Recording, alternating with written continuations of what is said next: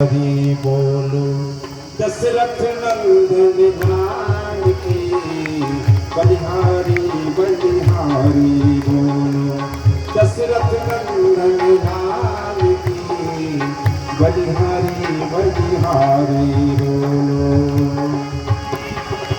चिंता करे पलाए हमारी,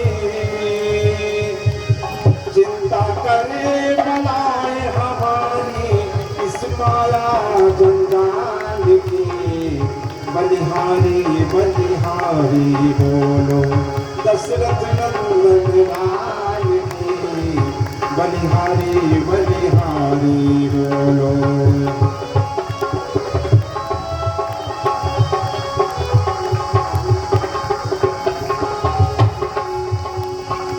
जिस मालिक ने जन्म दिया है अन्न वस्त्र भी देवेगा, अन्न वस्त्र भी देवेगा। जिस मालिक ने जन्म दिया है अन्न वस्त्र भी देवेगा। रहने को छत देवेगा, खबर हमारी लेवेगा, खबर हमारी लेवेगा। मगन रहो हर हाल में चिंता, मगन रहो हर हाल में चिंता। छोट रोटी दाल की बलिहारी बलिहारी बोलो दशरथ नंदन लाल की बलिहारी बलिहारी बोलो। चिंता करे पलाए हमारी, चिंता करे पलाए हमारी इस माया जंजाल की बलिहारी बलिहारी बोलो दशरथ नंदन लाल की बलिहारी बलिहारी बोलो दशरथ नंदन लाल की बलिहारी बलिहारी। गुरु कृष्णचंद्र भगवान की जय। बंधुओं, अगले स्कंध में यहीं पर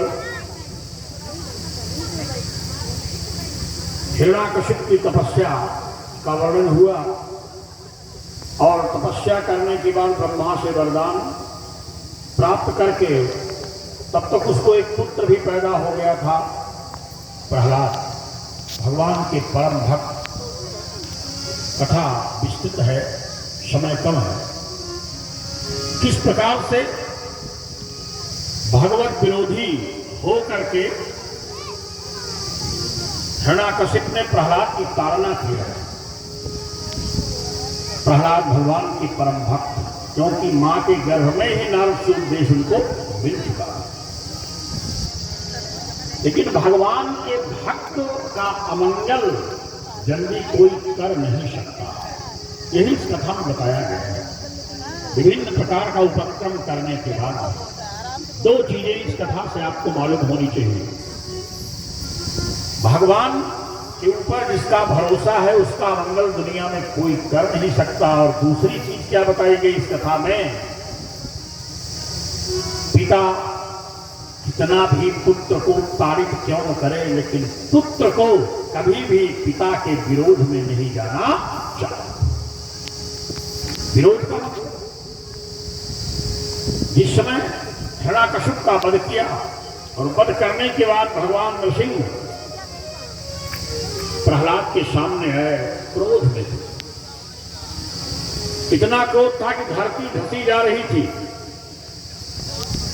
लक्ष्मी जी की हिम्मत नहीं पड़ी, ब्रह्मा की हिम्मत नहीं पड़ी, शंकर जी की हिम्मत नहीं पड़ी।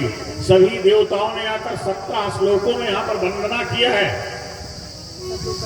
अब क्या किया जाए, इनका क्रोध कैसे शांत हो। नारद जी ने कहा एक प्रहलाद को भेज तो देखो, चाहे इतनी मर कही गाय हो, अगर उनका बछड़ा आ जाता उसके पास में, भगवान हमारे भक्त वत्सल है। प्रहलाद को देखते ही नाच गए भगवान। और यहीं पर नेत्रों से आंसू भी आज हमारे परमात्मा के गिरी। कोयम्बरः क्वच वपुः सुकुमार में वैता प्रमत्त कृतदारुणयातनास्ते आलोचितो हि विषयमभूतपूर्व क्षन्तव्यमंग यदि मे समये विलंबः।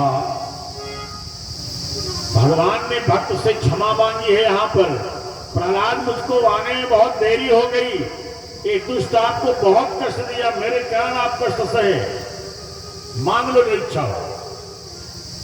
जिस पिता ने इतना दंड दिया, प्रहलाद मांग क्या रहा है? हे नाथ, मेरे पिता ने आपका इतना अपराध किया है, मैं पुत्र हूं, पुत्र का कर्तव्य क्या होता है? पुन्नाम नरकात् त्रायते रक्षते इति पुत्रः। मेरे पिता की सदगति कर दो बस। भगवान मुस्कुराए, उन्होंने कहा सुन लो प्रहलाद, पिता कितना भी पातकी हो, अगर पुत्र सत्पात्र है, सुपुत्र है, 21 पीढ़ी तक को तरण तारण कर दे। प्रहलाद जैसे पुत्र जिसके पैदा हो गया, उसके पिता की भी दुर्गति।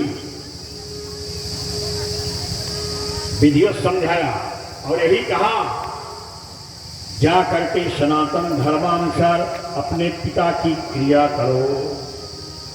श्रीमद् भागवत में ही पर सनातन का नाम आया। जब सनातन धर्म की बात कहा तो परीक्षित भी चौंक गए। महाराज से प्रश्न किया, सुखदेव स्वामी से राजन, भगवन श्रोतुमिच्छामि नृणाम धर्मो सनातनम।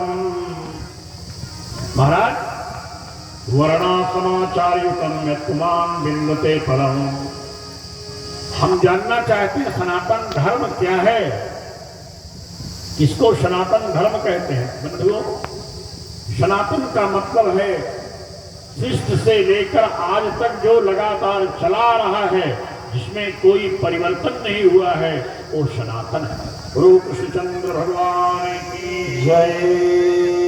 हमारे यहाँ सनातन धर्म में 30 धर्म का उपदेश यहाँ पर दिया गया है। 30 धर्म होते हैं, हर वर्णों के लिए बताया गया, हर आश्रमों के लिए बताया गया। ब्रह्मचारी का धर्म क्या है, गृहस्थ का धर्म क्या है, वानप्रस्थ का धर्म क्या है, सन्यास का धर्म क्या है, ब्राह्मण क्षत्रिय वैश्य शूद्र सबके धर्म का प्रतिपादन यहाँ पर भागवत में किया गया। गायत्रा ब्राह्मण सृजत त्रिष्टुभा राजन्यम जगत्या वैश्यम न किंचित शूद्रम। हमारे यहाँ एक एक छंद से एक एक वर्ण की रचना हुई है। गायत्री जो है छंद है, इसी छंद का नाम गायत्री है।